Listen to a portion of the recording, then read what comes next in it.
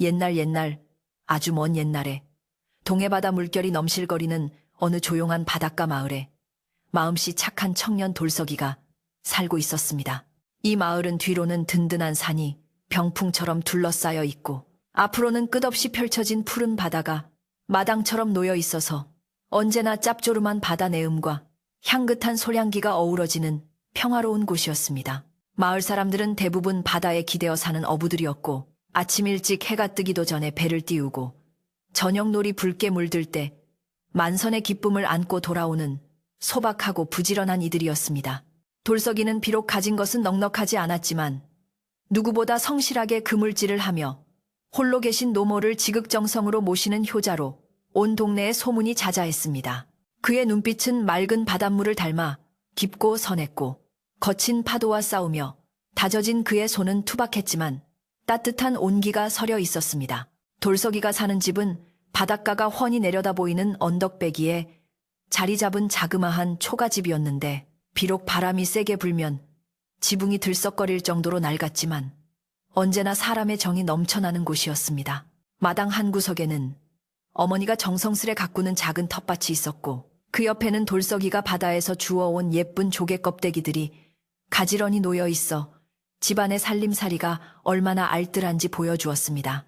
돌석이는 배가 없는 탓에 마을에서 가장 큰 배를 가진 선장의 배를 타며 품습을 받아 생활했는데 그는 한 번도 자신의 처지를 비관하거나 남을 부러워하지 않았습니다. 오히려 그물에 걸려 올라온 어린 물고기는 몰래 다시 바다로 돌려보내줄 만큼 생명을 귀하게 여길 줄 아는 넉넉한 마음씨를 지니고 있었습니다. 어느 날은 돌석이가 바위 틈에 끼어 오도 가도 못하는 어린 수달 한 마리를 발견하고는 정성껏 치료해 바다로 돌려보낸 적이 있었는데 그 뒤로 마을 사람들은 돌석이를 보면 바다의 친구라며 칭찬을 아끼지 않았습니다. 이렇게 착한 돌석이와는 달리 마을에서 가장 크고 튼튼한 배를 여러 척 가지고 있는 마 선장은 욕심이 끝이 없는 사람이었습니다. 마 선장의 집은 마을 한가운데 으리으리하게 솟아있어 어디서든 눈에 띄었고 곳간에는 쌀과 생선이 썩어날 정도로 가득했지만 그는 결코 남에게 베푸는 법이 없었습니다. 뱃사람들에게 주는 품삯을 깎으려 들거나 공동으로 잡은 고기 중 가장 크고 좋은 것은 무조건 자신의 몫이라며 억지를 부리기 일쑤여서 마을 사람들 사이에서 인심을 잃은 지 오래였습니다. 하지만 마을 사람들은 생계를 위해 그의 배를 타야만 했기에 겉으로는 고개를 숙였지만 뒤에서는 혀를 차며 그의 탐욕을 비난하곤 했습니다. 그러던 어느 늦가을 유난히 바다가 장판처럼 고요하고 하늘이 높았던 날이었습니다. 돌석이는 여느 때처럼 마 선장의 배에 올라 묵묵히 그물을 손질하고 있었는데 이날따라 마 선장은 평소보다 더 많은 고기를 잡겠다며 먼 바다까지 배를 몰고 나갔습니다. 파도 소리만 간간히 들려오는 망망대해에서 선원들은 구슬땀을 흘리며 그물을 당기고 또 당겼습니다. 돌석이 역시 허리가 끊어질 듯 아팠지만 집에서 기다리고 계실 어머니에게 맛있는 반찬이라도 사다 드릴 생각에 힘든 줄도 모르고 일했습니다. 그때였습니다. 묵직한 느낌과 함께 그물이 팽팽하게 당겨지더니 은빛 물고기 떼 사이로 거무튀튀하고 둥근 물체 하나가 딸려 올라왔습니다.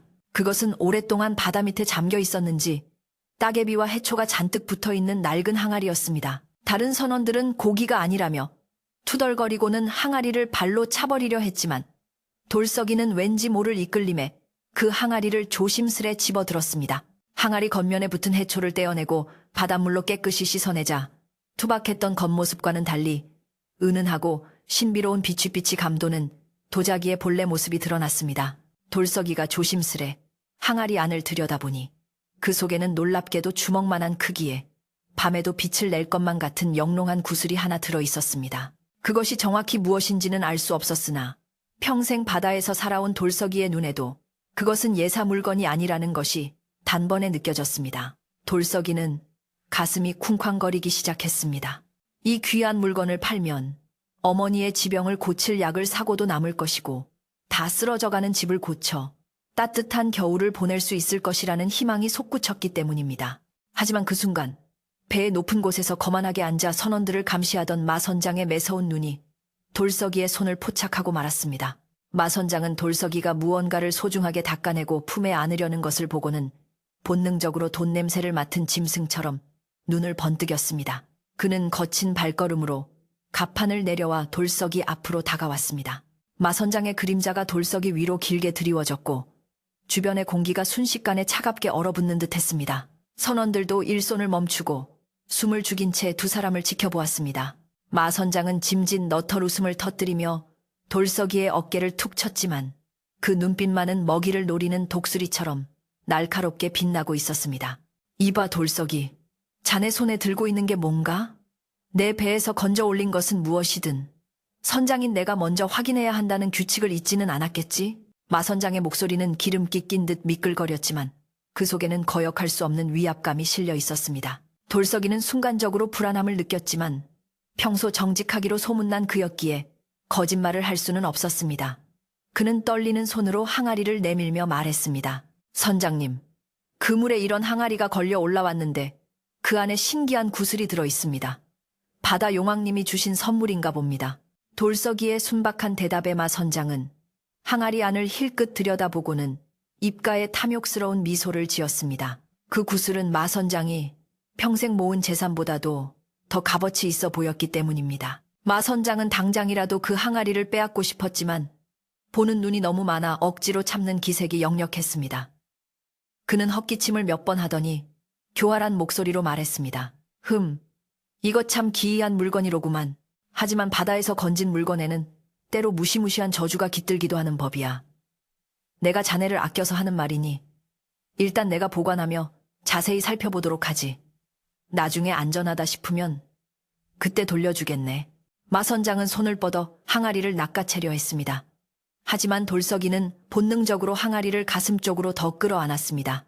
마선장의 말이 거짓이라는 것을, 그리고 한번 그의 손에 들어가면 다시는 돌아오지 않을 것이라는 것을 직감했기 때문입니다. 아닙니다, 선장님. 이것은 제 어머니께 제일 먼저 보여드리고 싶습니다. 어머니가 평생 고생만 하셨는데 이 신기한 것을 보시면 얼마나 기뻐하실지 모릅니다. 제가 집에 가서 잘 닦아놓을 테니 걱정하지 않으셔도 됩니다. 돌석이는 최대한 예의를 갖추어 말했지만 그 목소리에는 단호함이 배어 있었습니다. 마선장의 표정이 순식간에 일그러졌습니다. 감히 자신의 말에 토를 다는 일꾼은 지금껏 없었기 때문입니다. 그러나 마선장은 끓어오르는 화를 억누르며 다시금 억지 미소를 지어 보였습니다. 억지로 빼앗다가는 항아리가 깨지거나 구슬이 바다에 빠질 수도 있고 다른 선원들이 동요할 수도 있었기에 일단은 한 발 물러서기로 한 것입니다. 허허, 효자났구만. 효자났어. 그래, 자네 어머니 생각하는 마음이 기특하니 오늘은 자네 뜻대로 하게나. 하지만 명심하게, 이 배의 주인은 나라는 것을. 마선장은 뼈 있는 한마디를 남기고는 다시 선장실로 올라갔습니다. 하지만 돌석이는 등 뒤에 꽂히는 마선장의 시선이 마치 날카로운 비수처럼 느껴져 식은땀이 흘렀습니다. 남은 조업 시간 내내 돌석이는 항아리를 안전한 곳에 묶어두고 수시로 확인하며 마음을 졸여야 했습니다. 배가 항구로 돌아오는 동안 서쪽 하늘은 핏빛처럼 붉게 물들었고 갈매기들의 울음소리도 여느 때와 달리 구슬프게 들려왔습니다. 돌석이의 마음속에도 알 수 없는 불안감이 검은 먹구름처럼 피어올랐습니다. 배가 포구에 닿자마자 돌석이는 품샘을 받는 것도 뒤로 한 채 항아리를 품에 안고 집으로 내달렸습니다. 마선장은 배 위에서 멀어지는 돌석이의 뒷모습을 지켜보며 차갑게 중얼거렸습니다. 내 배에서 나온 것은 모두 내 것이지. 그렇고 말고 감히 내 물건을 가로채려 하다니. 쥐새끼 같은 놈이 겁도 없구나. 마선장의 눈동자는 욕망으로 번들거렸고 그는 이미 머릿속으로 무서운 계획을 세우고 있었습니다. 그의 곁에 있던 늙은 조타수가 걱정스러운 듯 선장의 눈치를 살폈지만 이미 욕심에 눈이 먼 선장에게는 아무것도 보이지 않았습니다. 바닷바람이 거세지며 파도가 방파제를 때리는 소리가 점점 커져만 갔습니다. 집에 도착한 돌석이는 방문을 걸어 잠그고 어머니 앞에 항아리를 내려놓았습니다. 호롱불 아래서 구슬을 꺼내 보이자 낡고 어두운 방 안이 대낮처럼 환하게 밝혀졌습니다. 어머니는 놀란 눈으로 아들을 바라보며 물었습니다. 얘야, 이게 도대체 무엇이냐? 바다에서 이런 귀한 것을 얻다니. 혹여 탈이라도 날까 두렵구나. 어머니의 목소리는 기쁨보다 걱정이 앞서 있었습니다. 돌석이는 어머니의 거친 손을 잡으며 안심시켰습니다. 어머니, 하늘이 우리 모자의 정성을 갸륵히 여겨주신 선물일 거예요. 이것만 있으면 이제 어머니 약도 마음껏 써보고 이 지긋지긋한 가난에서도 벗어날 수 있어요. 돌석이의 눈에는 희망이 가득했지만 어머니는 왠지 모를 불길함에 가슴을 쓸어내렸습니다. 그날 밤 마을은 깊은 잠에 빠져들었지만 마 선장의 집에서는 밤늦도록 불이 꺼지지 않았습니다. 마 선장은 독한 술을 들이키며 방 안을 서성거렸습니다. 눈앞에 그 영롱한 구슬이 아른거려 도저히 잠을 이룰 수가 없었습니다. 그것만 있으면 나는 이 마을뿐 아니라 더 큰 도시로 나가 떵떵거리고 살 수 있어. 돌석이 같은 촌놈에게는 어울리지 않는 물건이야. 마 선장은 혼잣말을 중얼거리며 주먹을 꽉 쥐었습니다. 창밖에서는 바람소리가 더욱 거칠어져 마치 누군가 울부짖는 듯 했습니다. 마 선장은 창문을 열고 캄캄한 바다를 노려보았습니다. 파도 소리가 그의 탐욕을 부추기듯 귓가에 웅웅거렸습니다. 다음 날 아침, 마을 어귀에는 심상치 않은 바람이 불어오고 있었습니다. 하늘에는 잿빛 구름이 잔뜩 끼어 있었고 바다의 물결도 어제와는 달리 거칠게 일렁였습니다. 돌석이는 항아리를 집 깊숙한 곳, 바닥을 파고 묻은 뒤 낡은 뒤주로 덮어두었습니다. 혹시라도 누가 볼까 싶어 문단속을 철저히 하고 나오는데 마당 앞까지 찾아온 마 선장의 하인이 그를 불렀습니다. 돌석이, 선장님이 급히 부르시네. 오늘 먼 바다에 쳐놓은 통발을 걷어야 하는데 일손이 부족하다고 자네가 꼭 필요하다시네. 돌석이는 하늘을 올려다보며 날씨가 좋지 않음을 직감했습니다. 오늘은 날씨가 박어 배를 띄우기 힘들 것 같은데요. 돌석이가 머뭇거리자 하인은 재촉했습니다. 선장님, 성미 알지 않는가? 자네가 안 가면 다른 사람이라도 끌고 갈 기세야. 게다가 이번 일만 잘하면 품삯을 2배로 쳐주신다고 하더군. 돌석이는 잠시 고민했습니다. 어젯밤 일로 마 선장의 심기를 건드린 것이 마음에 걸렸기에 이번 일을 열심히 도와주면 선장의 마음도 좀 풀리지 않을까 하는 순진한 생각을 했습니다. 그리고 무엇보다 집에 숨겨둔 보물을 지키기 위해서는 당분간 마 선장의 눈밖에 나지 않게 행동하는 것이 좋겠다고 판단했습니다. 알겠습니다. 금방 채비하고 나가겠습니다. 돌석이는 어머니에게 다녀오겠다고 큰 소리로 인사하고는 걱정스러운 마음을 뒤로 한 채 대문을 나섰습니다. 어머니는 부엌에서 나오지도 못한 채 멀어지는 아들의 발소리를 들으며 가슴 한구석이 찌릿하게 아파오는 것을 느꼈습니다. 포구에 도착하니 이미 마 선장이 배 위에서 팔짱을 끼고 기다리고 있었습니다. 다른 선원들은 보이지 않고 오직 마 선장과 몇몇 신복들만이 배에 올라 있어 분위기가 묘했습니다. 어이, 돌석이, 늦지 않게 왔구먼. 오늘은 파도가 좀 있으니 단단히 각오해야 할 거야. 마 선장의 목소리는 평소보다 들떠 있었고 눈빛은 기이할 정도로 번들거렸습니다. 돌석이는 배에 오르면서 뱃머리에 부딪히는 파도가 예사롭지 않음을 느꼈습니다. 보통 때라면 추랑을 밀었을 날씨였지만 마 선장은 고집스럽게 젯을 올리라고 명령했습니다. 넷줄이 감기는 소리가 마치 쇠사슬이 조여오는 소리처럼 무겁게 들렸습니다. 배가 포구를 벗어나 먼 바다로 나아갈수록 파도는 점점 더 높아져 집채만 한 크기로 변해갔습니다. 배는 나뭇잎처럼 위태롭게 흔들렸고 돌석이는 중심을 잡기 위해 밧줄을 꽉 붙잡아야 했습니다. 선장님, 파도가 너무 높습니다. 이대로 가다가는 위험합니다. 회항해야 합니다. 돌석이가 소리쳤지만 마 선장은 조타실에서 들은 척도 하지 않고 배를 더 깊은 바다로 몰았습니다. 하늘은 검게 변해 낮인지 밤인지 분간할 수 없을 정도였고 빗방울이 하나둘 떨어지기 시작했습니다. 돌석이는 배전으로 튀어오르는 차가운 바닷물을 맞으며 불길한 예감에 몸을 떨었습니다. 이것은 단순한 조업이 아니라는 생각이 뇌리를 스쳤습니다. 마 선장이 자신을 이 험한 바다로 불러낸 진짜 이유가 있을 것이라는 의심이 싹트기 시작했습니다. 마 선장은 흔들리는 배 위에서 돌석이를 지그시 바라보며 비릿한 미소를 지었습니다. 그의 주머니 속에는 돌석이 몰래 준비한 무언가가 들어 있었습니다. 굉음과 함께 천둥이 치고 번개가 바다를 갈랐습니다. 자연이 인간의 탐욕을 경고하는 듯한 날씨였지만 이미 욕망에 사로잡힌 자의 귀에는 아무것도 들리지 않았습니다.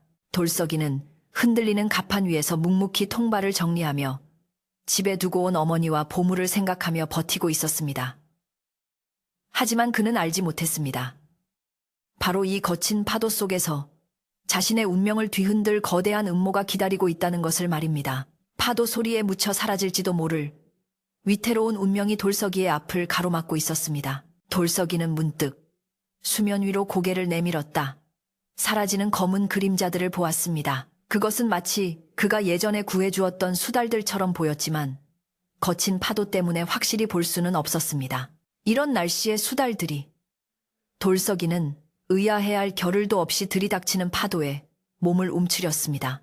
배는 이제 육지가 보이지 않을 만큼 먼 곳까지 나왔고 주변에는 오직 으르렁거리는 검은 바다와 사나운 바람뿐이었습니다. 이제 곧 들이닥칠 운명의 시간. 그 서막이 오르고 있었습니다.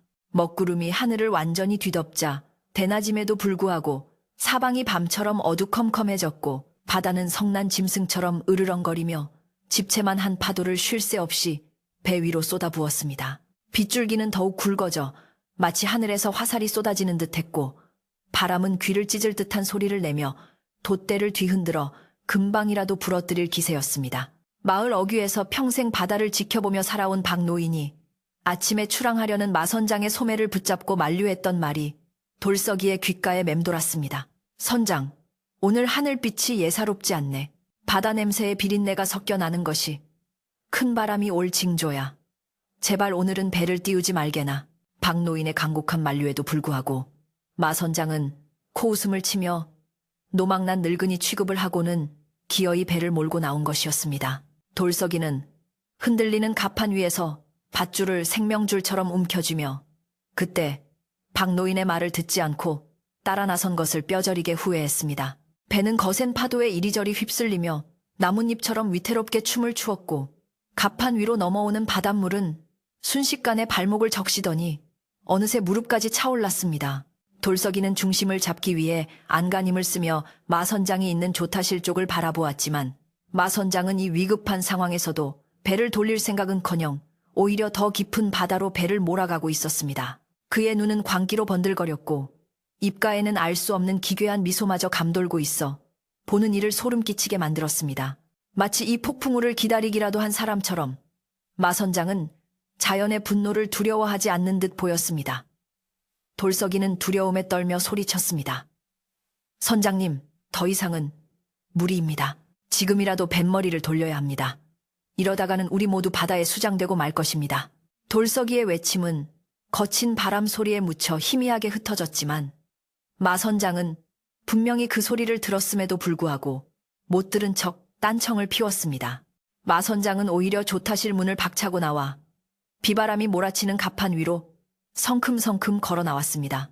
빗물에 젖은 그의 옷자락이 거칠게 펄럭였고 얼굴에 흐르는 빗물은 마치 눈물처럼 보였지만 그의 표정은 차갑기 그지없었습니다. 그는 돌석이가 있는 뱃머리 쪽으로 다가오며 고래고래 소리를 질렀습니다. 이 겁쟁이 녀석아. 뱃놈이 고작 비바람 좀 분다고 호들갑이냐. 저기 앞쪽에 내가 쳐놓은 그물이 있다. 거기에 아주 귀한 것이 걸려있을 게 분명해. 당장 가서 그물을 끌어올릴 준비를 해라. 마선장이 가리킨 곳은 검은 파도가 소용돌이치는 뱃머리 끝 가장 위험한 곳이었습니다. 지금 같은 날씨에 그곳에 서는 것은 목숨을 내놓는 것이나 다름없는 짓이었습니다. 돌석이는 자신의 귀를 의심하며 마선장을 쳐다보았습니다. 제정신이라면 도저히 내릴 수 없는 명령이었기 때문입니다. 선장님, 안 됩니다. 지금 저기에 갔다가는 파도에 쓸려갈 겁니다. 그물은 나중에 날이 개면 걷어도 되지 않습니까? 제발 목숨부터 구합시다. 돌석이는 애원하듯 매달렸지만 마선장은 막무가내였습니다. 그는 돌석이의 멱살을 잡고 거칠게 흔들며 위협했습니다. 잔말 말고 시키는 대로 해. 내 배에서는 내 말이 곧 법이야. 만약 거역하면 다시는 이 마을에서 발도 못 붙이게 만들 줄 알아라. 그리고 오늘 일당은커녕 내 놈이 어제 건진 그 항아리도 내가 압수할 것이다. 항아리 이야기가 나오자 돌석이의 가슴이 철렁 내려앉았습니다. 마선장은 처음부터 그 항아리를 노리고 있었던 것이 분명했습니다. 돌석이는 어머니와 집안을 일으킬 그 소중한 보물을 지키기 위해서라도 마선장의 말을 거역할 수 없는 처지였습니다. 그는 억울하고 원통했지만 이를 악물고 비틀거리는 걸음으로 뱃머리를 향해 나아갔습니다. 뱃머리는 그야말로 아수라장이었습니다. 파도가 뱃전을 때릴 때마다 배가 하늘로 치솟았다가 곤두박질 쳤고 돌석이는 바닥을 기어가다시피 하여 난간을 붙잡았습니다. 차가운 바닷물이 전신을 강타하며 체온을 뺏어갔고 손발은 얼음장처럼 차가워져 감각이 무뎌졌습니다. 하지만 돌석이는 오직 살아서 돌아가야 한다는 일념 하나로 버텼습니다. 어머니가 기다리고 있는 따뜻한 집, 아랫목에 숨겨둔 항아리, 그리고 소박하지만 행복했던 저녁 식탁을 떠올리며 공포를 이겨내려 애썼습니다. 그는 떨리는 손으로 그물 밧줄을 잡고 당기기 시작했습니다. 하지만 파도의 힘이 너무나 거세어 혼자 힘으로는 도저히 감당할 수 없었습니다. 선장님, 너무 무겁습니다. 도와주십시오. 돌석이는 뒤를 돌아보며 도움을 요청했습니다. 그때였습니다. 언제 다가왔는지 선장이 돌석이의 바로 등 뒤에 서 있었습니다. 번개가 번쩍이는 순간 돌석이는 마 선장의 얼굴을 정면으로 보게 되었습니다. 그 얼굴은 인간의 얼굴이 아니었습니다. 탐욕에 눈이 멀어 이성을 잃은 악귀의 형상이었습니다. 마 선장은 도와주러 온 것이 아니었습니다. 그는 주머니에서 무언가를 만지작거리며 돌석이를 내려다보고 있었습니다. 도와달라고? 그래, 내가 도와주지. 자네가 편안해지도록 말이야. 마 선장의 목소리는 낮게 깔렸지만 폭풍우 소리를 뚫고 돌석이의 귓가에 선명하게 박혔습니다. 돌석이는 본능적으로 위험을 감지하고 몸을 피하려 했지만 이미 때는 늦어 있었습니다. 배가 크게 파도에 맞아 휘청거리는 순간 마 선장은 있는 힘껏 돌석이의 등을 밀어버렸습니다. 으악! 짧은 비명과 함께 돌석이의 몸이 허공으로 붕 떴습니다. 칠흑 같은 어둠 속으로 차가운 죽음이 입을 벌리고 기다리는 검은 바다를 향해 돌석이는 속수무책으로 떨어졌습니다. 떨어지는 짧은 순간 돌석이의 눈에 비친 것은 난간을 붙잡고 비릿한 웃음을 흘리고 있는 마 선장의 모습이었습니다. 그 웃음은 돌석이의 뇌리에 깊이 박혀 잊을 수 없는 공포로 남았습니다. 풍덩하는 소리와 함께 돌석이는 차가운 바닷속으로 빨려 들어갔고 거센 파도는 순식간에 그를 덮쳐 삼켜버렸습니다. 차가운 물이 코와 입으로 밀려 들어왔고 숨이 턱 막혀왔습니다. 돌석이는 허우적거리며 수면 위로 올라오려 했지만 성난 파도는 그를 자꾸만 깊은 바닥으로 끌어당겼습니다. 마 선장은 난간에 기대어 돌석이가 떨어진 곳을 내려다보았습니다. 잠시 동안 하얀 물보라가 일더니 이내 검은 파도에 묻혀 아무것도 보이지 않게 되었습니다. 잘 가라, 돌석아. 내 몫은 내가 잘 챙겨주마. 용왕님 곁에서 편히 쉬라고. 마 선장은 낄낄거리며 웃음을 터뜨렸습니다. 천둥소리가 그의 웃음소리와 섞여 기괴한 화음을 만들어냈습니다. 그는 이제야 마음 놓고 그 보물을 차지할 수 있게 되었다는 생각에 희열을 느꼈습니다. 돌석이만 사라지면 그 항아리가 누구의 것인지, 원래 주인이 누구였는지 알 사람은 아무도 없었습니다. 마 선장은 완벽한 범죄를 저질렀다고 확신했습니다. 이 폭풍우가 모든 흔적을 지워줄 것이고 사람들은 그저 불의의 사고로 돌석이를 잃었다고 믿을 것입니다. 바닷속에서 돌석이는 필사적으로 발버둥 쳤습니다.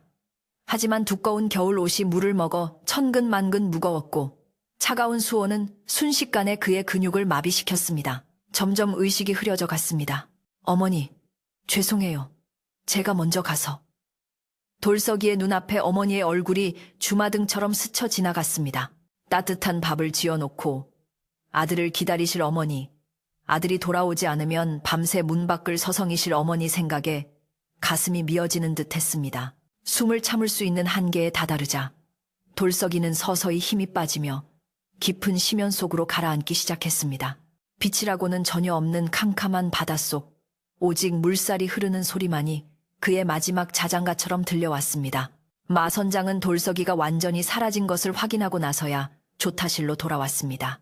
그는 젖은 옷을 대충 털어내고 미리 준비해둔 술병을 꺼내 입에 털어 넣었습니다. 독한 술 기운이 퍼지자 몸이 녹으면서 긴장이 풀렸습니다. 이제 돌아가서 연기만 잘하면 돼. 슬픈 표정을 짓고 눈물 몇 방울 흘려주면 감쪽같이 속아 넘어갈 거야. 마 선장은 거울을 보며 슬픈 표정을 짓는 연습까지 했습니다. 그의 얼굴은 방금 사람을 죽인 살인자의 것이라고는 믿기지 않을 만큼 태연했습니다. 그는 배의 키를 잡고 뱃머리를 마을 쪽으로 돌렸습니다. 갈 때와 달리 돌아오는 배의 속도는 훨씬 빨랐습니다. 마치 도망치는 사람처럼 혹은 승리의 전리품을 챙기러 가는 약탈자처럼 배는 거친 파도를 가르며 나아갔습니다. 한편 마을에서는 날이 저물도록 돌아오지 않는 배를 기다리며 사람들이 발을 동동 구르고 있었습니다. 박노인은 지팡이를 짚고 언덕에 올라 먼 바다를 하염없이 바라보았습니다. 이놈의 날씨가 심상치 않아. 마 선장이 욕심을 부리더니 기어이 사단이 나는 건 아닌지 모르겠네. 옆에 있던 아낙네들도 걱정스러운 표정으로 수군거렸습니다. 돌석이네. 어머니는 대문 앞에 나와 앉아 비바람을 맞으며 묵주를 돌리고 있었습니다. 비나이다, 비나이다. 우리 돌석이 무사히 돌아오게 해주십시오. 용왕님 제발 굽어 살펴주십시오. 어머니의 간절한 기도는 빗소리에 섞여 하늘로 올라갔지만 바다는 여전히 묵묵부답이었습니다. 어머니의 가슴 속에는 촛불이 꺼지듯 불안한 예감이 스멀스멀 피어올랐습니다. 시간이 얼마나 흘렀을까? 어둠 속에서 희미한 불빛 하나가 보이기 시작했습니다. 마 선장의 배였습니다. 마을 사람들은 환호성을 지르며 폭우로 달려나갔습니다. 하지만 배가 가까워질수록 사람들의 표정은 굳어갔습니다. 배의 돛대는 부러져 있었고 가판은 엉망진창이었으며 무엇보다 배 위에 서 있는 사람은 마 선장 혼자뿐이었기 때문입니다. 배가 폭우에 닿자마자 마 선장은 가판 위로 털썩 주저앉으며 통곡을 하기 시작했습니다. 아이고, 돌석아, 내가 잘못했다. 내가 너를 잡았어야 했는데. 아이고! 그의 울음소리는 가짜였지만 밤바다의 음산한 분위기와 어우러져 제법 그럴듯하게 들렸습니다. 사람들이 웅성거리며 배 주위로 몰려들었습니다. 선장님, 무슨 일입니까? 돌석이는요? 돌석이는 어디 있습니까? 마을 청년이 다급하게 물었습니다. 마 선장은 고개를 들지 못한 채 흐느끼며 말했습니다. 갑자기 큰 파도가 덮쳐서 내가 손을 뻗었지만 미끄러지는 바람에 그만. 흑흑. 내 탓이야. 다 내 욕심 탓이야. 마 선장은 가슴을 치며 자책하는 척 연기를 했습니다. 그 모습을 본 마을 사람들은 망연자실하여 말을 잇지 못했습니다. 누구보다 성실하고 착했던 돌석이가 바다에서 목숨을 잃었다는 사실을 믿을 수가 없었습니다. 돌석이의 어머니는 그 소리를 듣자마자 비명도 지르지 못한 채 그 자리에 혼절하고 말았습니다. 마 선장은 쓰러진 돌석이 어머니를 곁눈질로 보며 속으로 쾌재를 불렀습니다. 이제 방해물은 완전히 사라졌다고 생각했습니다. 그는 사람들의 부축을 받으며 배에서 내렸고 짐짓 충격받은 사람처럼 비틀거리며 집으로 향했습니다. 하지만 그의 눈은 마을 사람들이 어머니를 돌보는 틈을 타 돌석이네 집 방향을 힐끗거리고 있었습니다. 오늘 밤이 지나고 사람들이 잠잠해지면 몰래 들어가서 그 항아리를 가져오면 돼. 늙은 노인네, 혼자 사는 집이니 식은 죽 먹기지. 마 선장의 머릿속은 온통 보물 생각뿐이었습니다. 마을 전체가 슬픔에 잠겨있는 그 순간에도 그는 자신의 탐욕을 채울 계획을 세우느라 여념이 없었습니다. 그날 밤 마을은 초상집처럼 조용했습니다. 파도 소리만이 구슬프게 들려와 마을 사람들의 잠을 설치게 했습니다. 마 선장은 자신의 방에 들어와 젖은 옷을 갈아입고 따뜻한 아랫목에 누웠지만 쉽게 잠이 오지 않았습니다. 죄책감 때문이 아니라 혹시라도 누군가 자신의 행동을 의심하지 않을까 하는 불안감과 빨리 보물을 손에 넣고 싶은 조바심 때문이었습니다. 그는 창문을 열고 밖을 내다보았습니다. 비는 그쳤지만 바람은 여전히 세차게 불고 있었습니다. 그때 어둠 속에서 무언가 움직이는 그림자가 보였습니다. 사람 같지는 않고 개나 고양이보다는 훨씬 큰 짐승의 형상이었습니다. 마 선장은 눈을 비비고 다시 보았지만 그림자는 순식간에 사라지고 없었습니다. 잘못 본 거겠지. 피곤해서 헛것이 보이는 거야. 그는 스스로를 위로하며 다시 자리에 누웠습니다. 하지만 마 선장이 잠들지 못하는 이유는 또 있었습니다. 깊은 밤, 바닷가 쪽에서 기이한 소리가 들려왔기 때문입니다. 킥킥. 마치 어린아이의 울음소리 같기도 하고 짐승의 짖는 소리 같기도 한 그 소리는 바람을 타고 마을 곳곳으로 퍼져나갔습니다. 평소에는 듣지 못했던 낯선 소리였습니다. 마 선장은 이불을 머리끝까지 뒤집었었지만 그 소리는 귓가를 맴돌며 떠나지 않았습니다. 그것은 수달들의 울음소리였습니다. 한두 마리가 아니라 수십, 수백 마리가 모여서 내는 듯한 그 소리는 슬픔과 분노를 동시에 담고 있는 듯 했습니다. 바다의 친구를 잃은 짐승들의 통곡이었을까요? 아니면 억울하게 죽은 영혼을 위로하는 진혼곡이었을까요? 돌석이가 사라진 바다 깊은 곳에서는 기적 같은 일이 벌어지고 있었습니다. 의식을 잃고 가라앉던 돌석이의 몸 주위로 수많은 검은 그림자들이 몰려들었습니다. 그들은 부드러운 털을 가진 수달들이었습니다. 예전에 돌석이가 그물에서 구해주었던 그 수달이 친구들을 데리고 나타난 것입니다. 수달들은 서로의 몸을 엮어 그물을 만들고 돌석이의 몸을 받쳐들었습니다. 그리고 힘을 합쳐 수면 위로 그를 밀어 올리기 시작했습니다. 차가운 바닷속에서 꺼져가던 생명의 불씨를 살리기 위해 작은 짐승들이 인간에게 받은 은혜를 갚으려 필사적인 사투를 벌이고 있었습니다. 마선장은 꿈에도 생각지 못한 일이 저 깊고 어두운 바다 밑에서 조용히 일어나고 있었습니다. 마선장의 집 마당에는 밤새 거센 바람이 불어와 나뭇가지들이 부러지고 기와장이 떨어져 나갔습니다. 마치 하늘이 그의 죄를 꾸짖는 듯 했습니다. 그러나 마선장은 억지로 잠을 청하며 내일의 계획을 되뇌었습니다. 날이 밝으면 제일 먼저 돌석이네 집을 찾아가 어머니를 위로하는 척하며 동태를 살피고 기회를 봐서 항아리를 훔쳐낼 생각이었습니다. 이마 선장의 운세가 대통하는구나. 하늘도 나를 돕는 게야. 그는 이불 속에서 낄낄거리며 사악한 미소를 지었습니다. 하지만 그는 몰랐습니다. 자신이 저지른 악행이 어떤 결과를 불러올지, 그리고 바다의 영물들이 그를 어떻게 지켜보고 있는지 말입니다. 내일 아침 그의 집 앞에는 충격적인 광경이 펼쳐질 것이었습니다. 폭풍우가 지나간 새벽, 바다는 거짓말처럼 고요해졌습니다. 동해의 붉은 태양이 수평선 위로 솟아오르며 밤새 공포에 떨었던 마을을 비추기 시작했습니다. 사람들은 하나둘 밖으로 나와 간밤의 피해를 살폈습니다. 그런데 마을 사람들 사이에서 웅성거리는 소리가 들려왔습니다. 마선장의 집 앞과 돌석이네 집 앞에 기이한 일들이 벌어져 있었기 때문입니다. 마선장은 부스스한 눈을 비비며 대문을 열고 밖으로 나왔다가 소스라치게 놀라 뒤로 나자빠지고 말았습니다. 그의 집 앞에는 악취가 진동하는 썩은 해초와 날카로운 조개 껍데기들이 산더미처럼 쌓여 있었던 것입니다. 반면 슬픔에 잠겨있을 돌석이네 집 앞에는 방금 바다에서 건져 올린 듯한 싱싱한 도미와 전복들이 소복하게 놓여 있었습니다. 이것은 단순한 장난이 아니었습니다. 무언가 알 수 없는 존재가 보내는 명백한 신호였습니다. 아침 햇살이 마을을 비추기 시작했지만 마선장의 집 앞은 그야말로 아수라장이 따로 없었습니다. 밤새 파도에 밀려왔다고 하기에는 너무나 많은 양의 썩은 해초와 깨진 조개 껍데기들이 대문 앞을 가로막고 있었고, 그 악취는 코를 찌르듯이 지독하여 지나가는 사람들마다 인상을 찌푸리며 코를 막아야 했습니다. 마선장의 하인들은 아침부터 헛구역질을 해대며 빗자루와 삽을 들고 나와 그 오물들을 치우느라 진땀을 흘렸지만 치워도 어디선가 또다시 갯비린내 나는 쓰레기들이 바람에 날려와 마당을 더럽혔습니다.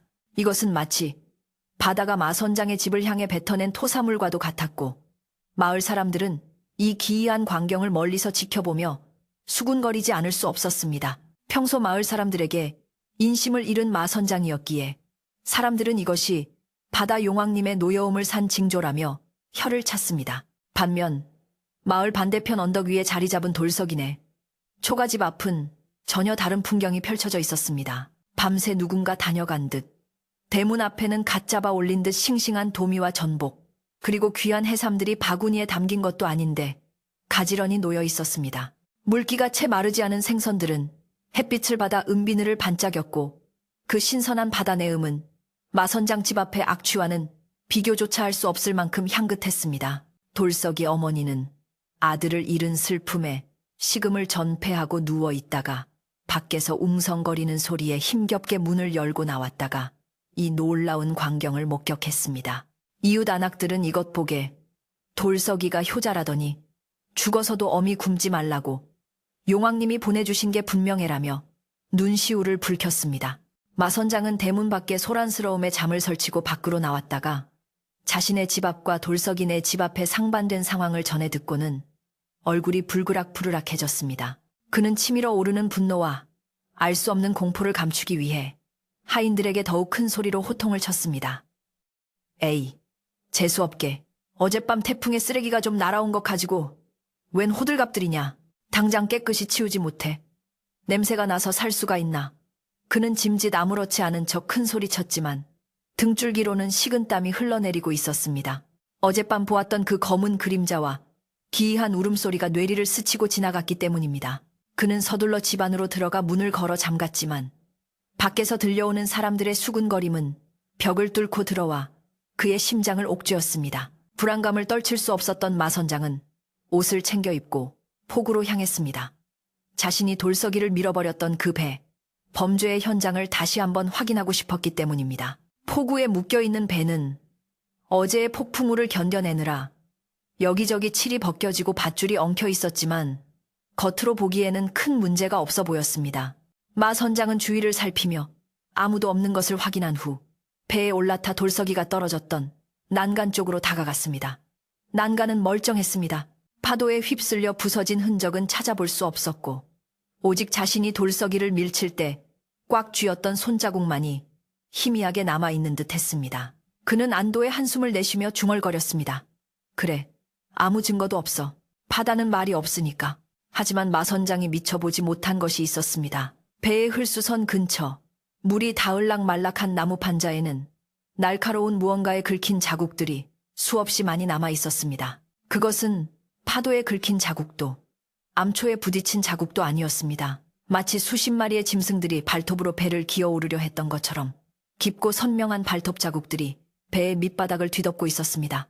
그리고 그 틈새에는 돌서기의 옷에서 뜯겨나간 듯한 작은 옷감 조각 하나가 끼어 있어 바람에 위태롭게 나부끼고 있었습니다. 마 선장은 자신의 죄를 덮는 데에만 급급하여 정작 중요한 단서들을 놓치고 만 것입니다. 그는 서둘러 배에서 내려와 마을 주막으로 발걸음을 옮겼습니다. 독한 술이라도 마시지 않으면 맨정신으로 버틸 수 없을 것 같았기 때문입니다.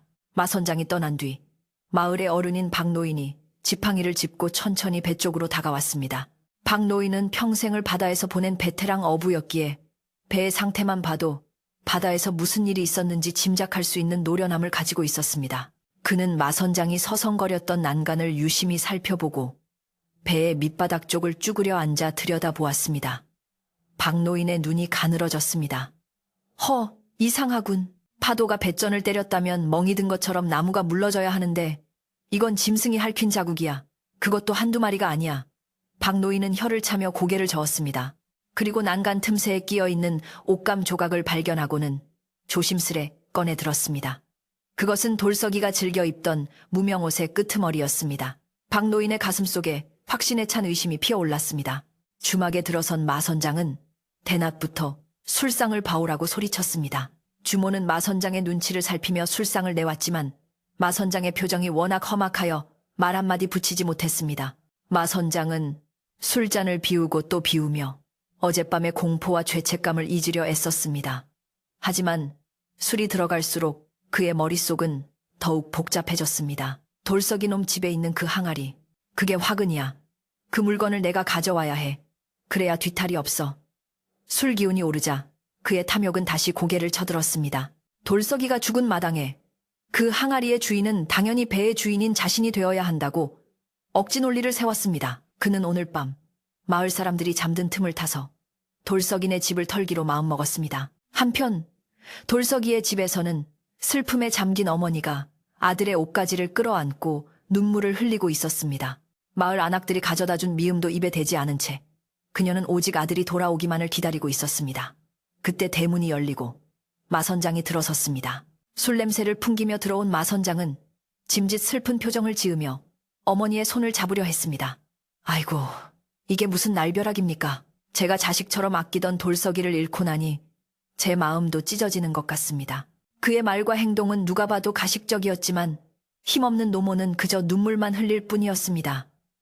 마 선장은 방 안을 두리번거리며 항아리가 있을 만한 곳을 찾았습니다. 하지만 방 안은 텅 비어 있었고 낡은 장롱과 이불만이 덩그러니 놓여 있었습니다. 돌석이 어멈, 돌석이가 혹시 바다에서 주워 온 물건 같은 건 없었소?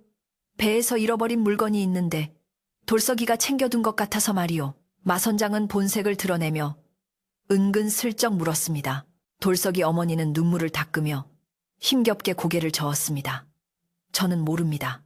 아들이 가져온 것이라고는 빈 도시락 통뿐이었습니다. 그리고 설사 무엇이 있었다 한들 이제 주인이 없는데 무슨 소용이 있겠습니까? 어머니의 단호한 태도에 마 선장은 움찔했습니다. 그는 더 이상 캐묻지 못하고 헛기침만 하며 자리에서 일어났습니다. 아, 알겠소. 몸조리 잘하시오.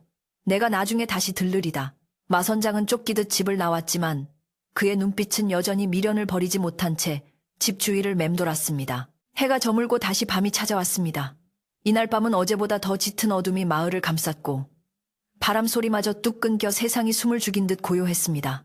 하지만 그 고요함은 평화로움이 아니라 폭풍 전야의 긴장감이 감도는 적막이었습니다. 마 선장은 자신의 방에 누워 잠을 청했지만 천장을 바라보는 그의 눈은 말똥말똥했습니다. 자꾸만 귓가에 찰박거리는 물소리가 들려왔기 때문입니다. 처음에는 파도 소리라고 생각했지만 그 소리는 점점 가까워져 마치 마당 우물가에서 누군가 물장구를 치는 듯한 소리로 변해갔습니다. 이 밤중에 누가 우물가에? 마 선장은 벌떡 일어나 창호지 문에 구멍을 뚫고 밖을 내다보았습니다. 달빛조차 없는 캄캄한 마당에는 아무것도 보이지 않았습니다. 하지만 소리는 분명히 들리고 있었습니다. 착, 착, 착. 젖은 발바닥이 땅을 딛는 소리, 그리고 무언가 굵은 것이 바닥을 끄는 소리가 섞여 들렸습니다. 마 선장의 심장이 쿵쿵거렸습니다. 돌석이 놈의 귀신인가?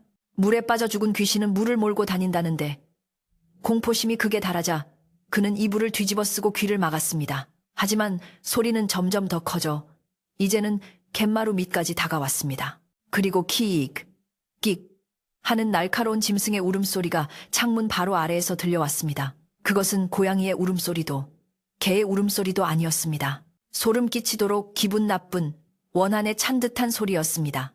마 선장은 비명을 지르며 하인들을 불렀지만 아무도 대답하지 않았습니다. 하인들은 이미 초저녁부터 별채에 모여 문을 걸어 잠그고 떨고 있었습니다. 그들도 마당에서 들려오는 이상한 소리를 들었기 때문입니다. 마 선장은 혼자라는 공포에 사로잡혀 방구석에 웅크리고 앉아 날이 밝기만을 기다렸습니다. 그때 방문 창호지에 거대한 그림자가 드리워졌습니다.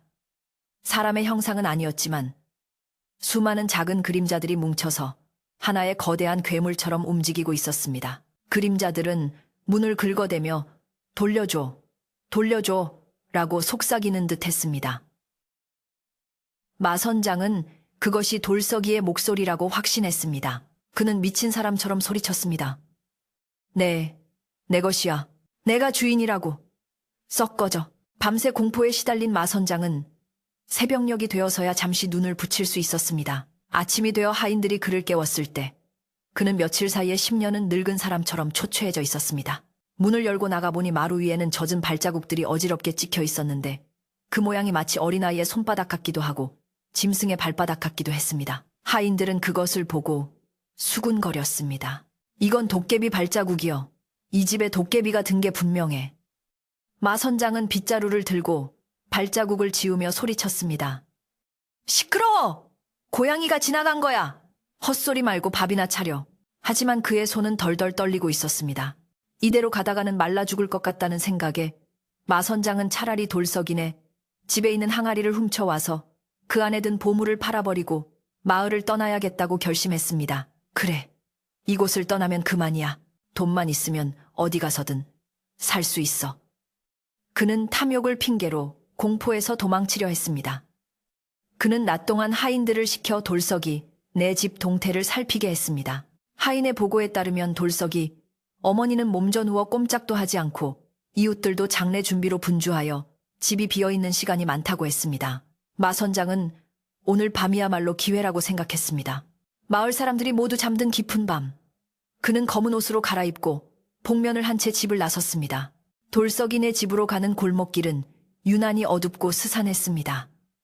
어디선가 부엉이가 울었고 찬 바람이 불어와 마 선장의 옷깃을 파고들었습니다. 그는 담벼락에 몸을 붙이고 숨죽여 걸었습니다. 돌석이네 집 대문은 허술하게 닫혀 있었고 마당에는 정적만이 감돌았습니다. 마 선장은 까치발을 하고 안방 쪽으로 다가갔습니다. 어머니의 거친 숨소리가 들려왔습니다. 그는 조심스레 방문을 열고 방 안으로 들어갔습니다. 어둠 속에서 눈을 가늘게 뜨고 주위를 살피던 그의 눈에 윗목에 놓인 낡은 뒤주가 들어왔습니다. 직감적으로 저 안에 항아리가 있을 것이라는 생각이 들었습니다. 그는 뒤주 쪽으로 다가가 뚜껑을 조심스레 열었습니다. 예상대로 뒤주 안쪽 깊숙한 곳에 흙이 묻은 항아리가 놓여 있었습니다. 마 선장은 회심의 미소를 지으며 손을 뻗어 항아리를 잡으려 했습니다. 바로 그 순간이었습니다. 방구석 어둠 속에서 파란 불빛 두 개가 번쩍하고 켜졌습니다. 마 선장이 깜짝 놀라 쳐다보니 또 다른 불빛 두 개가 반대편 구석에서 켜졌습니다. 순식간에 방안 어둠 속에서 수십 개의 파란 눈동자들이 마 선장을 노려보기 시작했습니다. 그것은 호롱불빛이 아니었습니다. 살아있는 짐승들의 눈빛이었습니다. 키익! 날카로운 비명과 함께 어둠 속에서 작은 그림자가 튀어나와 마 선장의 손등을 핥히었습니다. 으악! 마 선장은 비명을 지르며 뒤주 뚜껑을 놓치고 말았습니다. 쿵 소리와 함께 뚜껑이 닫혔고 잠자던 어머니가 놀라 누구냐 하고 소리쳤습니다. 마 선장은 항아리고 뭐고 다 내팽개치고 허둥지둥 방문을 박차고 도망쳐 나왔습니다. 마당으로 나오자 담벼락 위에도 장독대 위에도 지붕 위에도 수많은 파란 눈동자들이 그를 내려다보고 있었습니다. 그것들은 마치 지옥에서 온 사자들처럼 보였습니다. 마 선장은 뒤도 돌아보지 않고 자신의 집을 향해 출행랑을 쳤습니다. 등 뒤에서는 키익키익 하는 비웃음 소리가 떼창처럼 울려 퍼졌습니다. 그것은 단순한 짐승이 아니었습니다. 돌서기를 지키는 바다의 군대였습니다. 다음 날 아침, 마 선장의 몰골은 말이 아니었습니다. 옷은 찢어지고 얼굴은 긁힌 상처투성이었으며 눈은 차판이 들어가 있어 마치 귀신에 홀린 사람 같았습니다. 마을 사람들은 그를 보고 혀를 찼습니다. 선장이 돌서기를 잃고 죄책감에 절이 된 모양이야. 아니야. 밤새 헛것을 보고 돌아다닌다던데 귀신이 들린 게지. 소문은 꼬리에 꼬리를 물고 퍼져나갔습니다. 박노인은 마을 어른들을 모아놓고 회의를 열었습니다. 이대로 두었다가는 마을 전체에 화가 미칠지도 모르네. 바다에서 억울하게 죽은 원혼이 있다면 달래주어야 하고 산 사람의 죄가 있다면 씻어야 하지 않겠나. 내일 바닷가에서 큰 굿을 벌여 돌서기의 넋을 위로하고 마을의 평안을 빌어야겠네. 마을 사람들은 모두 찬성했습니다. 마 선장도 이 소식을 듣고는 차라리 잘 되었다고 생각했습니다. 굿을 해서 귀신을 쫓아내면 자신을 괴롭히는 그 기이한 짐승들도 사라질 것이라고 믿었기 때문입니다. 그래, 무당을 불러 굿을 크게 하면 돌서기 놈 귀신도 저승으로 가겠지. 돈은 얼마가 들어도 좋으니 제일 용한 무당을 불러오라. 마 선장은 돈주머니를 털어 구판을 벌이라고 지시했습니다. 그는 그것이 자신의 면죄부가 될 것이라고 착각하고 있었습니다. 하지만 그것은 그가 제 발로 파놓은 함정으로 들어가는 길이나 다름없었습니다. 마을은 굿 준비로 분주해졌습니다. 오색 깃발이 바닷가에 나부끼고 진과 꽹과리 소리가 울려 퍼질 준비를 마쳤습니다. 돌석이 어머니는 아들의 넋이라도 건져야겠다며 불편한 몸을 이끌고 바닷가로 나왔습니다. 마 선장은 제일 상석에 앉아 거만한 표정을 지으려 애썼지만 자꾸만 바다 쪽을 힐끗거리는 불안한 눈빛은 감출 수 없었습니다. 그는 바다 깊은 곳에서 무언가가 자신을 향해 오고 있다는 것을 본능적으로 느끼고 있었습니다. 붉은 노을이 질 무렵 썰물이 시작되며 바닷물이 멀리 빠져나갔습니다. 드넓게 드러난 갯벌 위로 이제 곧 세상이 놀랄만한 기적이 일어날 준비가 되어 있었습니다. 징과 꽹과리 소리가 하늘을 찌를 듯 울려 퍼지는 가운데 마을 앞 백사장에는 돌서기의 넋을 기리기 위한 구판이 성대하게 벌어지고 있었습니다. 오색 깃발이 바닷바람에 거세게 펄럭이며 마치 죽은 자의 영혼을 부르는 손짓처럼 보였고 무당은 하얀 소복을 입고 작두 위를 춤추듯 넘나들며 구슬픈 가락을 읊조리고 있었습니다. 마을 사람들은 모두 숨을 죽이고 그 광경을 지켜보았고 돌서기의 어머니는 제사상 앞에 쓰러지듯 엎드려 하염없이 눈물만 쏟아내고 있어 보는 이들의 가슴을 먹먹하게 만들었습니다. 붉은 팥 시루떡과 돼지머리 그리고 각종 과일이 풍성하게 차려진 제사상은 돌서기가 평소에는 구경조차 하기 힘들었던 귀한 음식들이었기에 어머니의 슬픔은 더욱 깊어만 갔습니다. 아이고 내 새끼야. 살아서는 꽁보리밥만 먹더니 죽어서야 이런 밥상을 받는구나.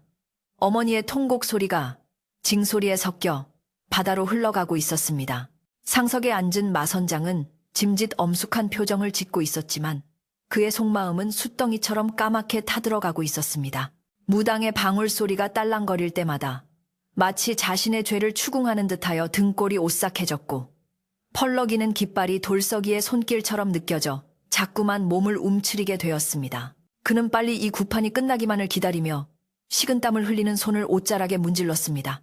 하늘에는 먹구름이 낮게 깔려 있어 금방이라도 비가 쏟아질 듯 음산했고 갈매기들조차 울음을 멈추고 어디론가 사라져버린 기이한 정적이 감돌았습니다. 마 선장은 자꾸만 바다 쪽으로 눈길이 갔습니다. 검푸른 바닷물이 넘실거리는 그곳에서 당장이라도 돌석이가 튀어나와 자신의 목을 조를 것만 같은 공포심이 그를 짓눌렀기 때문입니다. 그는 억지로 술잔을 들어 입에 털어넣으며 떨리는 가슴을 진정시키려 애썼습니다. 굿이 절정에 달했을 무렵 갑자기 무당이 춤을 멈추고 바다를 향해 손가락질을 하며 괴성을 질렀습니다. 저기 온다. 저기 억울한 원혼이 온다. 물길을 가르고 주인을 찾아온다. 무당의 외침에 마을 사람들의 시선이 일제히 바다로 쏠렸습니다. 사람들은 모두 경악하며 자리에서 벌떡 일어났습니다. 먼 바다 수평선 쪽에서 검은 물체가 띠를 이루며 해안가로 밀려오고 있었기 때문입니다. 처음에는 거대한 해일이나 고래떼인 줄 알았으나 그것이 가까워질수록 사람들의 눈은 믿을 수 없는 광경에 휘둥그레졌습니다. 그것은 파도가 아니었습니다. 수천, 아니 수만 마리는 좋게 되어 보이는 수달대가 바다를 새까맣게 뒤덮으며 헤엄쳐 오고 있었던 것입니다. 그들은 마치 잘 훈련된 군대처럼 일사불란하게 움직이며 물살을 가르고 있었습니다. 수달대가 일으키는 물보라는 하얗게 부서지며 장관을 이루었고 그들의 울음소리는 마치 합창하듯 웅장하게 울려 퍼져 징소리마저 삼켜버렸습니다. 저게 뭐야? 세상에 수달이 저렇게 많이 모인 건 난생 처음 보네. 마을 사람들은 두려움과 경이로움에 사로잡혀 뒷걸음질 쳤습니다. 하지만 박노인만은 지팡이를 꽉 쥐고 그 광경을 뚫어져라 응시하고 있었습니다. 저것 봐라. 수달들이 무언가를 바치고 있어. 저 가운데를 보라고. 박노인의 외침에 사람들이 자세히 살펴보니 수많은 수달들이 서로의 몸을 엮어 만든 거대한 뗏목 같은 것 위에 누군가가 누워있는 것이 보였습니다. 수달들은 지친 기색도 없이 필사적으로 그 사람을 해안가로 실어 나르고 있었습니다. 그 모습은 마치 바다의 신이 인간을 호위하여 돌려보내는 신화 속의 한 장면 같았습니다. 마침내 수달대가 얕은 물가에 도착하자 바다가 좌우로 갈라지는 듯한 기적 같은 광경이 펼쳐졌습니다. 수달들은 일제히 키익 하고 소리치며 가장자리로 물러나 길을 만들었고 그 중심에서 몇 마리의 큰 수달들이 한 청년을 등과 어깨로 받쳐 모래사장 위로 끌어올렸습니다. 젖은 머리카락이 얼굴을 덮고 있었지만 그 익숙한 체구와 옷차림을 모를 마을 사람은 없었습니다. 돌석이다. 돌석이가 살아 돌아왔어. 누군가 외치자 구파는 순식간에 아수라장이 되었습니다. 돌석이의 어머니는 신발도 신지 않은 채 모래밭을 달려가 아들을 껴안았습니다. 아이고, 내 새끼. 이게 꿈이냐 생시냐. 죽은 줄만 알았던 내 새끼가 살아왔어. 어머니의 울음소리는 슬픔이 아닌 환희의 통곡으로 바뀌어 해변을 가득 채웠습니다. 돌석이는 창백한 얼굴로 어머니의 품에 안겨 가쁜 숨을 몰아쉬었습니다. 며칠 동안 차가운 바다에서 표류하느라 기력이 다 빠졌지만 그의 눈빛만은 형형하게 살아있어 주변을 둘러보았습니다. 그를 살린 것은 바로 그가 예전에 구해주었던 어린 수달과 그 무리들이었습니다. 수달들은 돌석이가 물에 빠지자마자 그를 건져내어 서로의 체온으로 몸을 녹여주고 물고기를 잡아다 입에 넣어주며 그를 지켜냈던 것입니다. 그리고 굿소리가 울려 퍼지자 그 소리를 듣고 그를 마을로 데려온 것이었습니다. 마을 사람들은 이 기적 같은 이야기에 눈물을 흘리며 수달들에게 고마워했습니다. 수달들은 도망가지 않고 돌석이 주위를 빙 둘러싸고 앉아 마치 호위무사처럼 그를 지키고 있었습니다. 하지만 이 감동적인 재회의 순간에 단 한 사람, 마 선장만은 공포에 질려 사시나무 떨듯 떨고 있었습니다. 그는 털썩 주저앉아 뒷걸음질을 치며 헛소리를 중얼거렸습니다. 귀신이다. 물귀신이 되어서 나를 잡으러 왔어. 저리가. 마 선장의 눈에는 살아 돌아온 돌석이가 사람이 아닌 원기로 보였던 것입니다. 돌석이는 어머니의 부축을 받아 힘겹게 몸을 일으켰습니다. 그리고 떨리는 손가락으로 마 선장을 정확히 가리켰습니다. 어머니, 저를 바다에 빠뜨린 건 파도가 아니었어요. 마 선장님이었습니다. 보물을 독차지하려고 저를 밀었습니다. 돌석이의 목소리는 작았지만 그 내용은 천둥보다 더 큰 충격으로 마을 사람들에게 전해졌습니다. 좌중은 찬물을 끼얹은 듯 조용해졌습니다. 사람들의 시선이 일제히 마 선장에게 꽂혔습니다. 마 선장은 당황하여 손사래를 치며 소리쳤습니다. 아니야, 저놈이 헛소리를 하는 거야. 바다에 빠져서 정신이 나간 거라고. 내가 왜 그런 짓을 해? 이건 모함이야. 그는 억울하다는 듯 가슴을 치며 연기를 하려 했지만 이미 그의 눈동자는 불안하게 흔들리고 있었습니다. 그때 박노인이 군중을 해치고 앞으로 걸어 나왔습니다. 박노인의 손에는 며칠 전 배 밑바닥에서 발견했던 찢어진 옷감 조각이 들려 있었습니다. 선장, 자네가 억울하다고? 그럼 이건 뭔가? 자네 배 밑바닥 틈새에 끼어 있던 돌서기의 옷자락일세. 그리고 그 주변에는 수달들이 핥힌 자국이 가득했지. 박노인은 마을 사람들에게 옷감 조각을 들어 보이며 엄숙하게 말했습니다. 이 짐승들도 은혜를 갚으려고 사람을 구하려다 배를 핥히며 안간힘을 썼는데 사람이란 작자가 욕심에 눈이 멀어 제 식구를 바다에 던져? 자네가 그러고도 사람인가? 박노인의 호통에 마 선장은 말문이 막혔습니다. 마을 사람들의 눈빛이 경멸과 분노로 바뀌기 시작했습니다. 세상에, 어쩐지 그날 밤 굿을 하겠다고 설칠 때부터 알아봤어야 했어. 짐승만도 못한 놈, 천벌을 받을 놈. 사람들의 비난이 빗발치자 마 선장은 궁지에 몰린 쥐처럼 어쩔 줄 몰라 했습니다. 그는 도망치기 위해 몸을 돌렸지만 그곳에는 더 무서운 존재들이 기다리고 있었습니다. 돌서기를 호위하던 수백 마리의 수달들이 키익 하는 날카로운 소리를 내며 마 선장을 향해 이빨을 드러낸 것입니다. 수달들은 순식간에 마 선장을 에워싸고 그가 한 발자국도 움직이지 못하게 포위망을 좁혀왔습니다. 마 선장이 발길질을 하며 저항하려 했지만 수달들은 날쌔게 피하며 그의 바짓가랑이를 물고 늘어졌습니다. 으악! 살려줘! 이거 놔! 마 선장은 비명을 지르며 바닥에 나뒹굴었습니다. 그의 비단 옷은 흙투성이가 되었고 상투가 풀어져 산발이 된 꼴은 그야말로 미치광이나 다름없었습니다. 마을 사람들은 누구 하나 그를 도와주려 하지 않았습니다. 오히려 그동안 마 선장에게 당했던 서름이 폭발하여 돌멩이를 던질 기세였습니다. 그때 돌서기가 힘겹게 목소리를 높여 외쳤습니다. 멈추세요. 수달들아, 그만해라. 돌서기의 말 한마디에 사납게 덤벼들던 수달들이 거짓말처럼 공격을 멈추고 뒤로 물러났습니다. 하지만 여전히 마 선장을 노려보는 눈빛만은 거두지 않았습니다. 돌서기는 비틀거리는 걸음으로 마 선장 앞으로 다가갔습니다. 마 선장은 공포에 질려 돌서기의 바짓단을 붙잡고 애원했습니다. 돌서가, 내가 잘못했다. 내 잠시 미쳤었나 봐. 제발 목숨만 살려다오. 내 전 재산을 다 주마. 그러니 제발 이 짐승들 좀 치워줘. 비굴하게 목숨을 구걸하는 마 선장의 모습에 마을 사람들은 혀를 찼습니다. 천하를 호령할 듯 거들먹거리던 마 선장의 위세는 온데간데 없고 욕심 많은 늙은이의 추한 모습만이 남아 있었습니다. 돌서기는 슬픈 눈으로 마 선장을 내려다보았습니다. 선장님, 재산은 필요 없습니다. 하지만 선장님은 더 이상 이 마을에서 사실 자격이 없습니다. 바다가, 그리고 이 수달들이 선장님을 용서하지 않을 겁니다. 돌서기의 말은 단호했습니다. 마을 청년들이 나서서 마 선장을 일으켜 세웠습니다. 자, 들었지? 당장 이 마을을 떠나시오. 당신 같은 사람은 우리 마을에 둘 수 없소. 청년들은 마 선장을 마을 입구 쪽으로 끌고 갔습니다. 마 선장은 자신의 집을 바라보며 울부짖었지만 아무도 그의 말에 귀 기울이지 않았습니다. 그는 자신이 그토록 아끼던 집과 재산을 뒤로 한 채 땡전 한 푼 건지지 못하고 쫓겨나는 신세가 되고 말았습니다. 마 선장이 끌려가자 해변에는 다시 평화가 찾아왔습니다. 수달들은 돌서기에게 마지막 인사를 하듯 주위를 몇 번 맴돌더니 다시 바다로 향했습니다. 그들이 떠나는 뒷모습 위로 저녁 노을이 붉게 내려앉아 바다 전체가 황금빛으로 물들었습니다. 고맙다 얘들아. 정말 고맙다. 돌서기는 멀어지는 수달들을 향해 손을 흔들었습니다. 마을 사람들도 모두 손을 흔들며 바다의 친구들을 배웅했습니다. 그 광경은 마을 역사에 길이 남을 아름답고도 신비한 장면이었습니다. 굿판을 위해 차려놓았던 음식들은 이제 돌서기의 귀환을 축하하는 잔치 음식이 되었습니다. 사람들은 징과 꽹과리를 다시 울리며 얼쑤 하고 춤을 추기 시작했습니다. 슬픔의 굿판이 기쁨의 잔치판으로 변한 것입니다. 어머니는 아들의 손을 놓지 않은 채 연신 얼굴을 쓰다듬었습니다.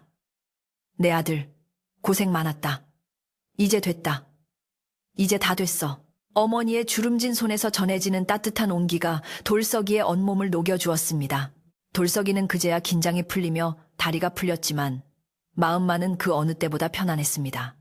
집으로 돌아온 돌석이는 깊은 잠에 빠져들었습니다.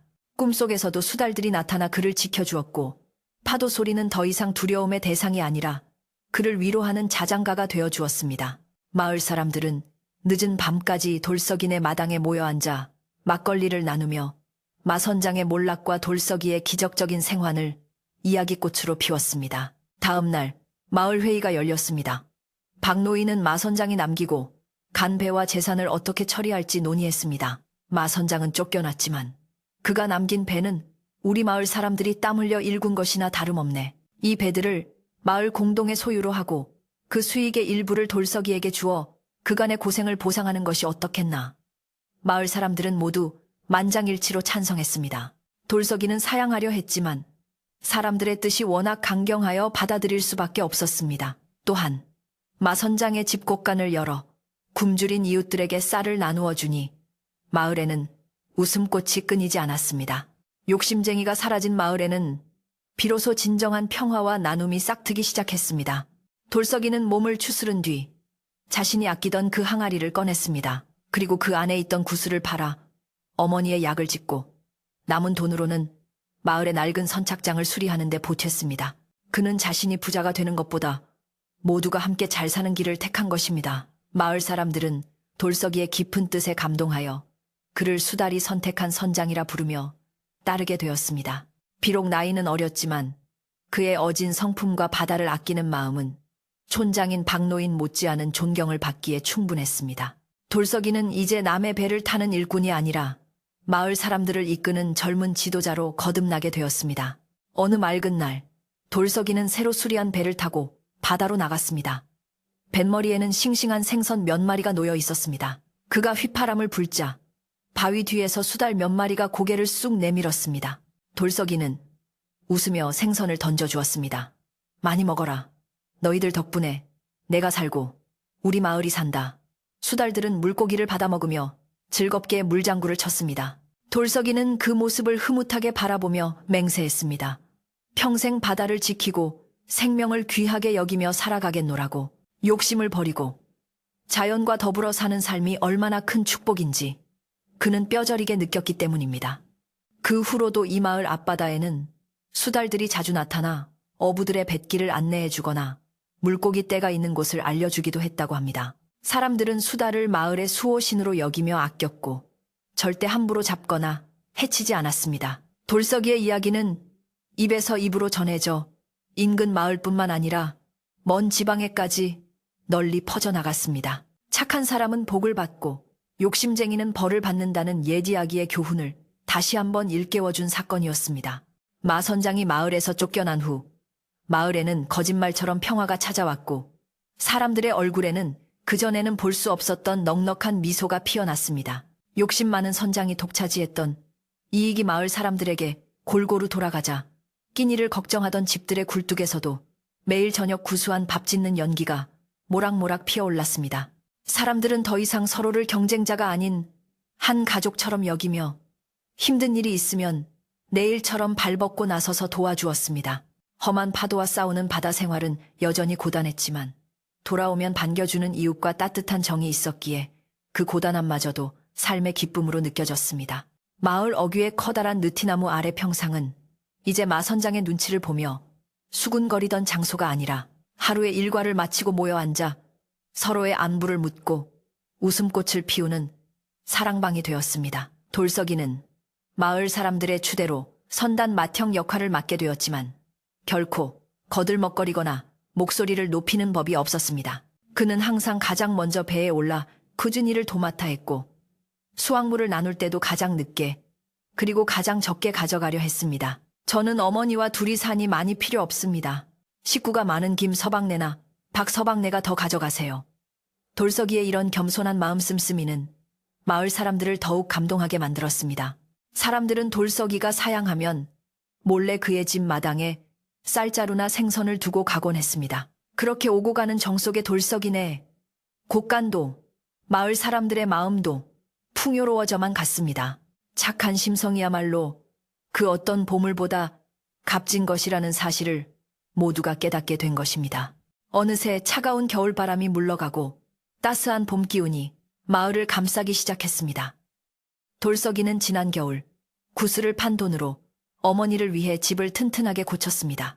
비가 새던 지붕에는 새 잿집을 두툼하게 얹어 황금빛으로 빛났고 바람이 숭숭 들어오던 벽 틈은 황토를 발라 매끈하게 다듬었습니다. 무엇보다 기쁜 것은 어머니의 건강이 눈에 띄게 좋아졌다는 점이었습니다. 따뜻한 아랫목에서 지내며 좋은 약을 드시자 어머니의 얼굴에는 혈색이 돌았고 굽었던 허리도 조금은 펴진 듯 했습니다. 어머니는 텃밭에 상추와 고추를 심으며 콧노래를 흥얼거렸고 그 모습을 바라보는 돌석이의 가슴은 그 어떤 만선을 했을 때보다 더 벅차오르는 행복으로 가득 찼습니다. 마을 앞바다의 풍경도 예전과는 사뭇 달라졌습니다. 어부들은 더 이상 바다를 정복의 대상으로 여기지 않고 함께 살아가는 터전으로 여기며 생명을 귀하게 대했습니다. 그물에 걸린 치어들은 더 커서 오너라 하며 놓아주었고 바다에 쓰레기를 버리는 일도 사라졌습니다. 신기하게도 욕심을 버리자 바다는 더 많은 것을 내어주었습니다. 계절마다 제철 고기들이 앞바다까지 몰려왔고 멀리 나가지 않아도 배를 가득 채울 수 있었습니다. 사람들은 이것이 수달들이 보내주는 선물이라 믿었습니다. 실제로 조업을 나가면 수달들이 배 주위를 맴돌며 재롱을 부리거나 물고기 떼가 있는 곳으로 안내해주는 일이 종종 있었습니다. 어부들은 수달을 만나면 모자를 벗어 정중하게 인사를 건네곤 했습니다. 돌석이와 수달들의 인연은 마을을 넘어 인근 고을까지 전설처럼 퍼져나갔습니다. 사람들은 돌석이가 구조되었던 바위 언덕을 수달 바위라고 부르기 시작했습니다. 타지 사람들도 이 신기한 이야기를 듣고 마을을 찾아와 수달 바위를 구경하고 돌석이의 배를 타보고 싶어 했습니다. 마을은 활기가 넘쳤지만 돌석이는 결코 들뜨지 않았습니다. 그는 찾아오는 손님들에게 항상 담담하게 말했습니다. 제가 훌륭해서가 아닙니다. 그저 작은 생명을 불쌍히 여겼을 뿐인데 그 미물들이 사람보다 더 큰 의리로 갚아준 것입니다. 우리는 그저 자연의 빚을 지고 사는 사람들일 뿐이지요. 그의 겸손한 말은 듣는 이들의 마음을 숙연하게 만들고 진정한 은혜가 무엇인지 되새기게 했습니다. 봄이 무르익어 온 산과 들에 진달래와 개나리가 만발하던 어느 보름날 마을에서는 큰 잔치가 열렸습니다. 마선장이 떠난 후 처음으로 맞는 마을 대동제였습니다. 예전에는 선장이 주관하며 형식적으로 치르던 행사였지만 이번에는 마을 사람들이 자발적으로 쌀과 돈을 모아 마련한 진정한 축제였습니다. 아침부터 고소한 기름 냄새가 온 동네에 진동했습니다. 아낙네들은 솥뚜껑을 걸어놓고 빈대떡을 부치고 시루떡을 찌느라 분주했습니다. 남자들은 돼지를 잡고 막걸리를 나르며 흥을 돋우었습니다. 돌석이네. 마당은 잔치의 중심이 되어 사람들로 발 디딜 틈이 없었습니다. 마당 한가운데에는 멍석이 깔리고 푸짐한 음식상이 차려졌습니다. 박노인이 마을 어른을 대표하여 술잔을 높이 들었습니다. 자, 오늘은 우리 마을이 다시 태어난 날이나 다름없네. 이 모든 것이 착한 돌석이 덕분이니 우리 모두 돌석이와 그의 어머니 만수무강을 빌며 건배하세. 위하여. 사람들의 함성이 봄바람을 타고 바다 멀리까지 퍼져나갔습니다. 돌석이는 쑥스러운 듯 얼굴을 붉히며 고개를 숙였습니다. 어머니는 아들이 자랑스러워 눈시울을 붉히며 이웃들에게 연신 고개를 숙여 인사했습니다. 차린 건 없지만 많이들 드세요. 다 여러분 덕분입니다. 그날의 술맛은 꿀맛 같았고 안주는 웃음과 정으로 버무려져 배가 부른 줄도 모르고 들어갔습니다. 잔치는 밤이 늦도록 이어졌습니다. 둥근 보름달이 바다 위로 떠올라 은쟁반처럼 반짝였고 마을 앞바다는 달빛을 받아 보석을 뿌려놓은 듯 일렁였습니다. 꽹과리와 장구 소리에 맞춰 사람들은 덩실덩실 춤을 추었습니다. 그동안 마선장 밑에서 숨죽여 살았던 서름을 모두 털어버리듯 어깨춤은 신명났고 노래가락은 구성지게 넘어갔습니다. 아이들은 떡을 입에 물고 강아지와 함께 마당을 뛰어다녔고 노인들은 평상에 앉아 예지야기를 나누며 허허로이 웃었습니다. 마을 전체가 하나의 거대한 가족이 되어 따뜻한 정을 나누는 참으로 평화롭고 아름다운 밤이었습니다. 흥겨운 잔치판에서 잠시 빠져나온 돌석이는 조용히 바닷가로 나갔습니다. 달빛 비친 밤바다는 낮과는 또 다른 신비로운 기운을 품고 있었습니다. 파도는 철썩철썩하며 모래사장을 부드럽게 쓰다듬고 있었습니다. 돌석이는 바다를 향해 두 손을 모았습니다. 고맙습니다. 저를 살려주시고 우리 마을을 지켜주셔서 고맙습니다. 앞으로도 욕심부리지 않고 성실하게 살겠습니다. 그때 바위 뒤쪽에서 첨벙하는 소리가 들렸습니다.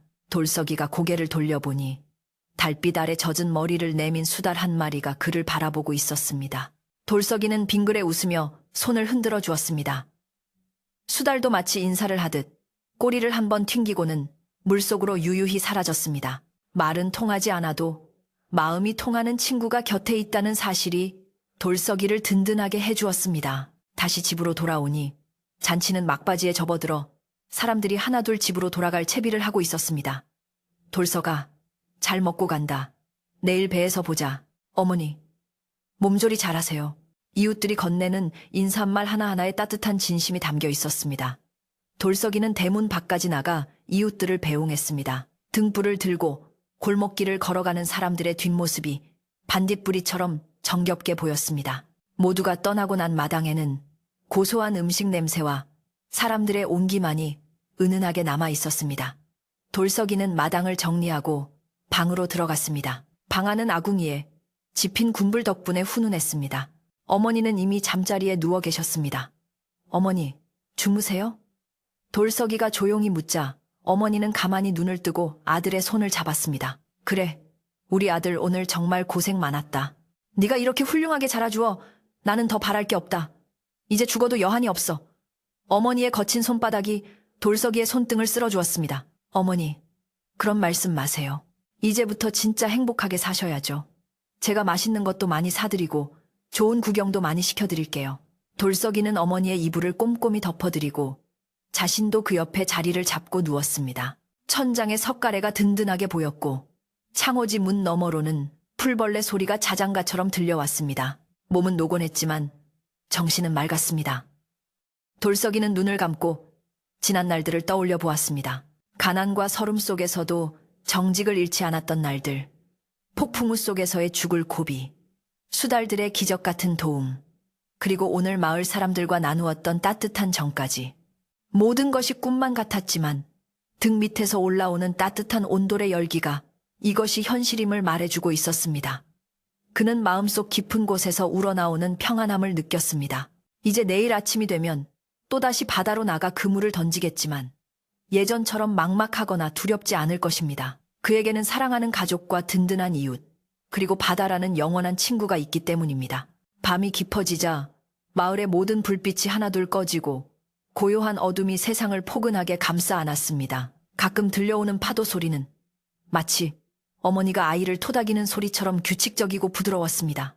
마선장의 탐욕이 휩쓸고 간 자리는 사랑과 나눔으로 채워졌고 상처받았던 사람들의 마음은 따뜻한 봄눈 녹듯 치유되었습니다. 욕심을 버리면 비로소 보이는 것들, 나누면 더 커지는 행복의 비밀을 간직한 채 마을은 깊은 잠에 빠져들었습니다. 돌석이의 숨소리도 어느새 고르고 편안해졌습니다. 그의 입가에는 옅은 미소가 걸려 있었는데 아마도 꿈속에서 수달들과 함께 푸른 바다를 신나게 헤엄치고 있는지도 모를 일입니다. 바람이 창문을 살며시 흔들고 지나갔지만 방 안의 온기는 식을 줄 몰랐습니다. 옛말에 이르기를 착한 사람은 하늘이 돕고 땅이 돕는다 하더니 돌석이네 집을 두고 하는 말인가 봅니다. 이제 더 이상 이 마을에는 억울한 눈물도 사나운 고함도 없을 것입니다. 오직 서로를 위하는 따뜻한 마음과 바다가 들려주는 평화로운 노래만이 영원히 함께할 것입니다. 오늘 밤 착한 마음을 가진 여러분의 꿈속에도 은혜 갚은 수달들이 찾아와 행운의 구슬을 살포시 놓고 가기를 바라며 돌석이네 마을 이야기는 여기서 끝을 맺습니다.